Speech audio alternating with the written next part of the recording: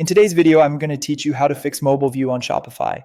A clean, easy to use mobile store is essential for converting visitors into customers. So let's walk through exactly how to polish your mobile experience inside the theme editor.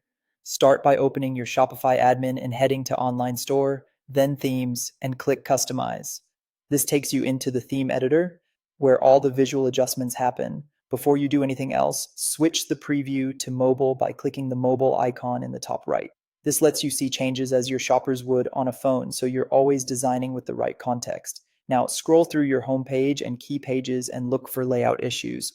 Notice whether text is too small or cramped, if images are cut off or oversized, and whether spacing and alignment feel balanced. Pay attention to areas where elements feel crowded or where the eye doesn't know where to go. The goal is simple: make everything readable, tappable, and visually clear without unnecessary clutter. From here, start making adjustments. Resize images within their sections so they display cleanly without forcing long scrolls or awkward crops. Use the section settings to control image height or aspect ratio where available. Next, adjust text size within section settings or theme typography so headlines stand out and body text is easy to read at a glance. Keep paragraphs short and spacing generous to improve legibility. Reorder sections by dragging them in the left panel so your most important content, like a hero banner, featured collection, or a primary offer, sits near the top.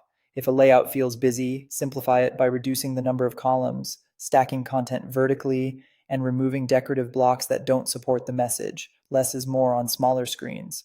Optimize usability by checking that buttons are large enough to tap comfortably and clearly labeled. Ensure menus and navigation are straightforward with concise labels and logical groupings. If a menu or announcement bar distracts from key actions, streamline the text so shoppers can quickly find what they need.